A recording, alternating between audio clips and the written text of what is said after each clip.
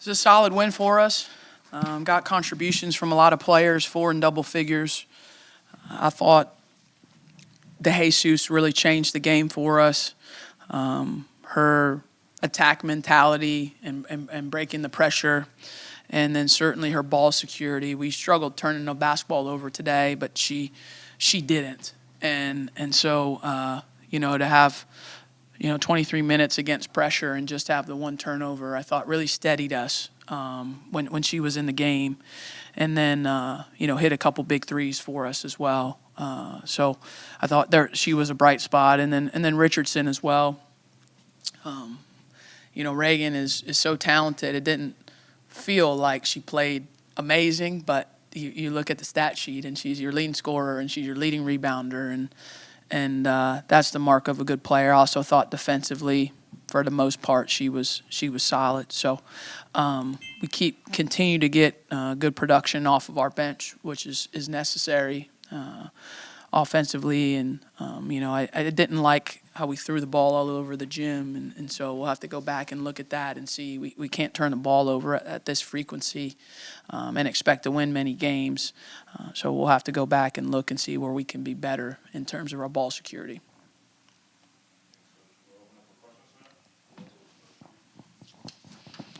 Hello, Coach. I wanted to touch on just things that you can do as a team just to get better. And I see that you allowed 40 points in the paint.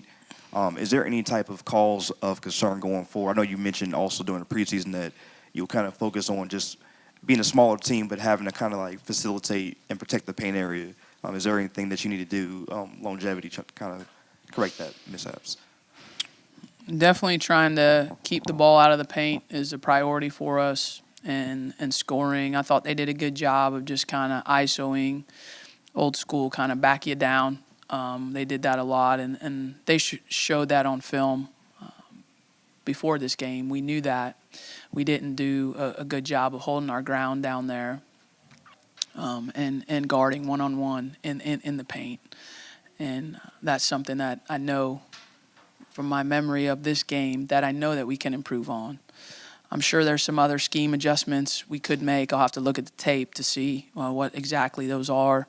But top of mind in terms of the paint points was one-on-one defense, and then help side and rotation. Those are the things that are generally the cause of players getting to the paint and finishing.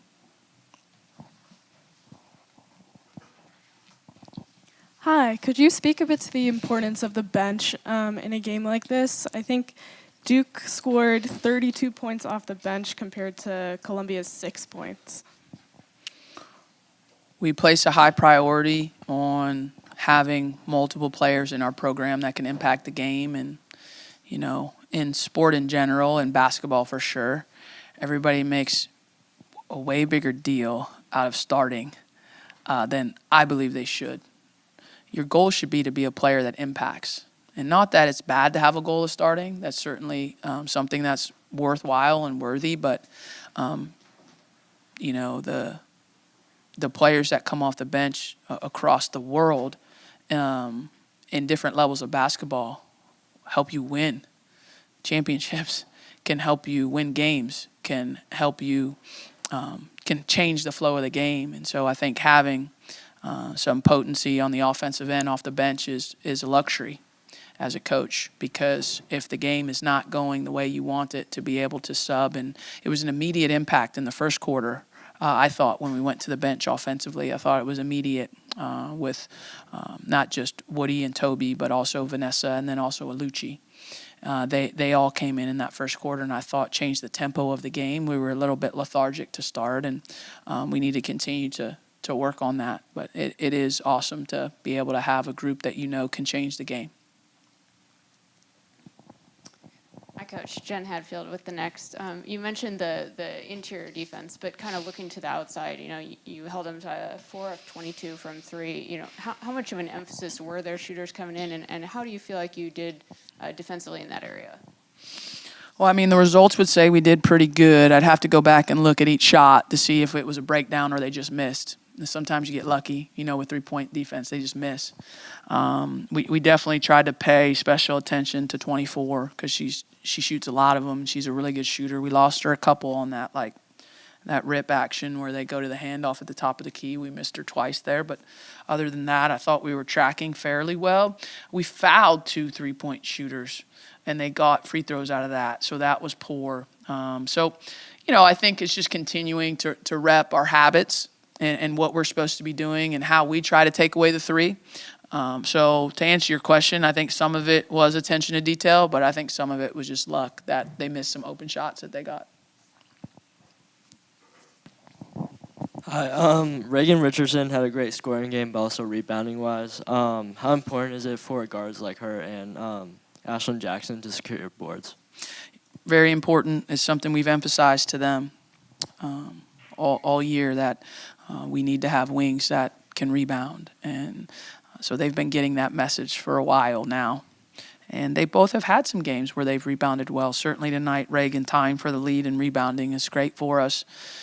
When your whole team can do it, it just takes a lot of pressure off of one specific player. Although I do think, Jaden and Alucci and Toby in their history as players have shown to be like really good rebounders. And I think there's another level all 3 of them can get to this year.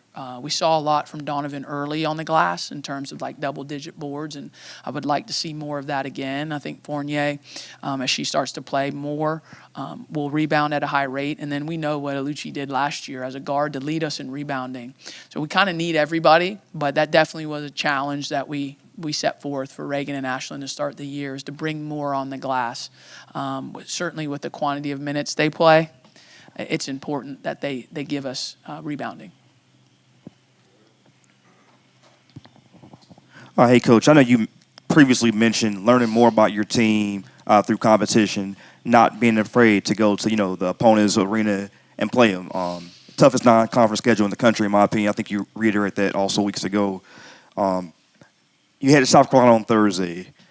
What do you want to see just from this team in general as far as just cleaning up anything that hasn't gone your way, or that you have a tough matchup coming up Thursday, obviously. What do you want to just see from the team just in general? For us, we just look at like how many clean possessions do we have? How many possessions are we doing the right things defensively as it relates to our scheme, and how many mistakes are being made? Obviously, as a coach, mistakes will be made, but how many of them per possession? Offensively, the same thing. We make a play call. Are we executing it correctly? Are we making the right reads? And you're really looking at those possessions, and you're going through them with a fine-tooth comb to see, how assignment correct can we be? And that's really what I look at. I mean, I know the final score is what everybody else looks at, but I just really look at those possessions.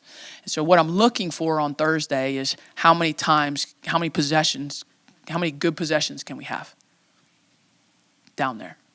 Definitely need more good than bad to compete, because they're a really good team. And there is such a thing as having a good possession and they still score.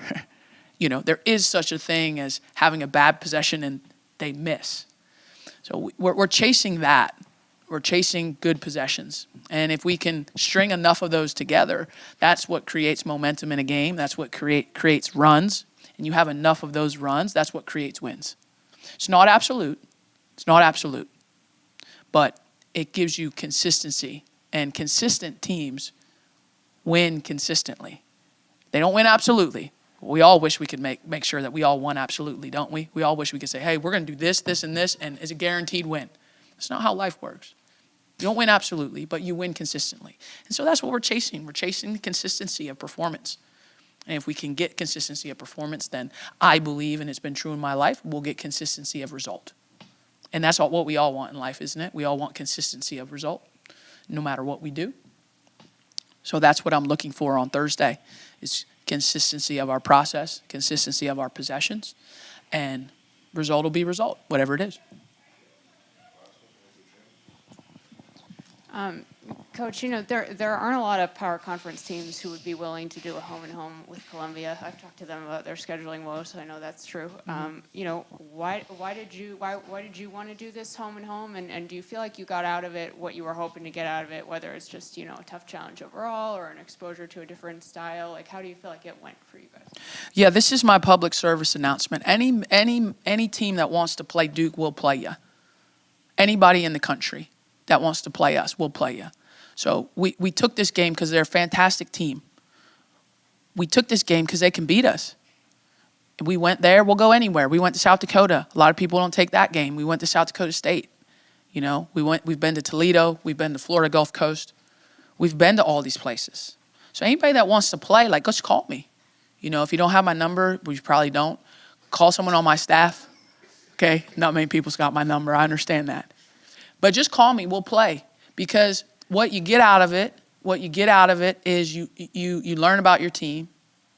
You learn about your team where you have some weak spots. Good teams show you where you're weak, and you want to know that about yourself.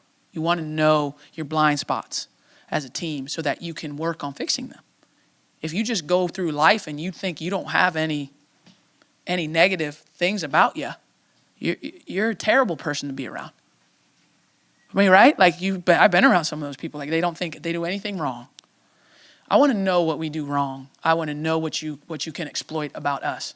That doesn't make us weak. It allows us to be stronger in the long run. Maybe in the moment we lose, maybe in the moment we're weak. So I took the game because I knew that they would challenge us, and they challenged us both games. So, I hear that a lot. And certainly my time at ESPN, I heard that a lot from, I don't want to say mid-major because I don't know if they take that as disrespectful with people saying mid-major. I'm just saying non-power four.